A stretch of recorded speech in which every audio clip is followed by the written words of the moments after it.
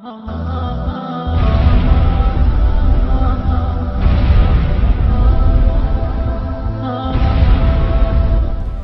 جو دل ہے نا، یہ زمین کی مثال ہے، جو پورا تمہارا جسم زمین کی مثال ہے، اس کو پانی چاہیے۔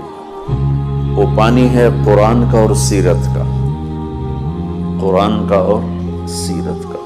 نہ ہم قرآن سے جڑے ہیں نہ ہم سیرت سے جڑے ہیں، تو مزاجوں میں شدت آ گئی، سختی آ گئی۔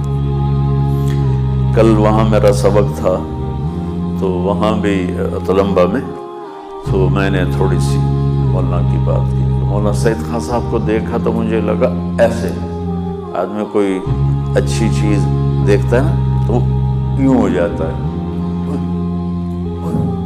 یہ ہوتا ہے کہ نہیں ہوتا؟ واللہ اس بندے کو دیکھ کر مجھے وہ یہ کیا ہے، یہ کیا ہے؟ ہمارے بزرگوں کے سامنے بیٹھو چوکڑی مار کے تو کہیں گے بہت بدتمیز ہے، گستاخ ہے، بے ادب ہے،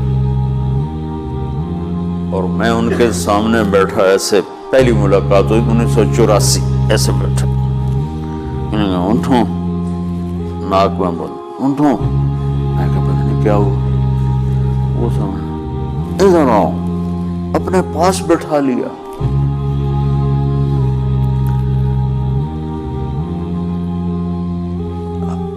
ہمارے ماحول میں تو ہے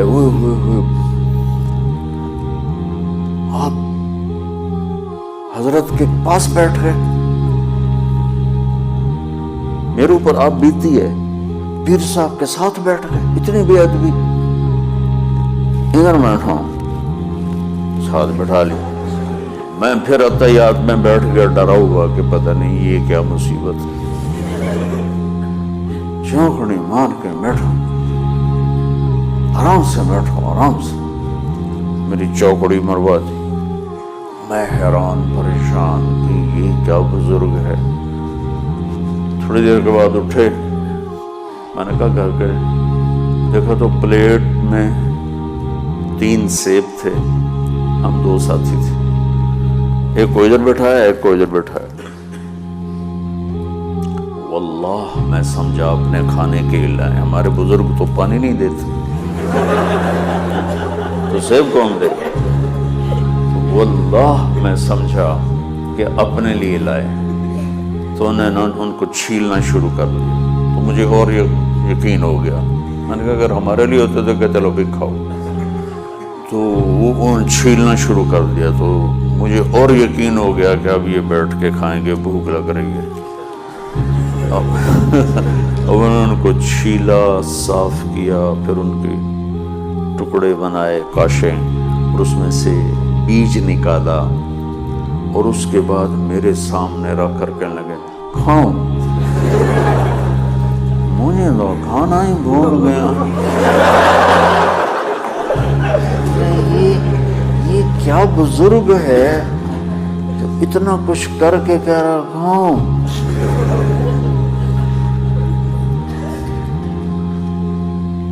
ہم نے یہاں دیکھا ہوا تھا تھوڑا سا اونچا بولو تو ملازم خدام اتنے بے ادب اونچا بولتے ہو حضرت کے سامنے، اگر حاج صاحب کے سامنے، تو میرے دل میں نا ایک ہوک اٹھی کہ کاش میں اس بندے کی صحبت میں رہوں۔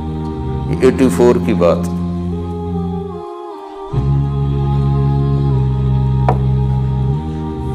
1986 میں سعودی گورنمنٹ نے ان سے لیا عہد نامہ کہ یہاں میں لکھ کے دو کہ آپ تبلیغ کا کام نہیں کرو گے۔ انہوں نے کہا نہیں، یہ میں نہیں لکھ کے دیتا۔ انہوں نے کہا پھر ہمارے ملک سے نکل جاؤ۔ کہا نکل جاتا ہوں۔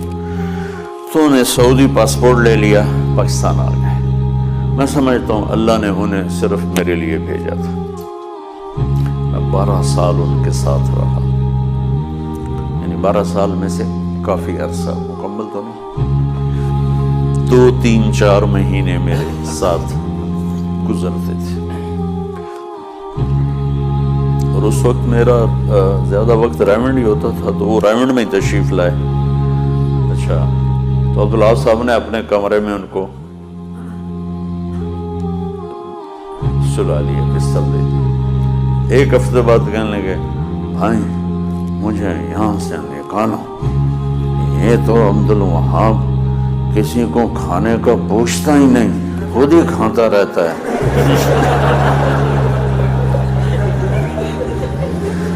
میں یہاں نہیں رہتا۔ تو جا کے نا عربوں کے کمرے میں بستر ڈال دیا، اتنا بڑا انسان عربوں کے کمرے میں عام مسافروں کی طرح بستر ڈال دیا۔ پھر جلدی جلدی راون والوں نے ان کے لیے اندر کمرہ بنوایا، تو پھر وہ ان کو اس میں شفٹ کیا۔ ان کا دسترخوان ایسے چلتا تھا جیسے پانی چلتا ہے، اور مجھے زندگی میں ایک دفعہ ناراض ہوئے،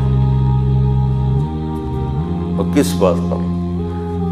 ہم 96 میں حج پر گئے اور 4 مہینے اکٹھے ہمارا سفر تھا، تو ان کے ہم نواسے کے گھر میں تھے، تو کمرے میں قالین اور دیوار کے ساتھ گدا ہوتا تھا، یہ عربوں کا وہاں ثقافت، تو وہ اس پر بیٹھے تھے، اس سے اعلیٰ قالین تھا، تو کچھ عرب آئے اور آ کر بیٹھ گئے، میں بھی بیٹھا ہوا تھا، تو ایک دم اٹھے، وہ سامنے پڑے تھے گدے، تو ایک گدا کھینچا اور گدا ہاتھ میں، انہوں نے کہا دیکھو، یہ بس ان کو دیکھو، مہمان کا سب سے پہلا اکرام اسے بٹھانا ہوتا ہے۔ میں نے کہا اتنا اعلیٰ قالین بچھا ہوا ہے، اس پہ کسی گدے بچھانے کی کیا ضرورت ہے؟ لیکن جو کہ خود گدے پر بیٹھے تھے تو انہیں وہ گدا کھینچا، ان کے سامنے بچھایا، ان کو بٹھایا، اور میں لگا کہ زمین پھٹے اور میں اس میں غائب ہو جاؤں۔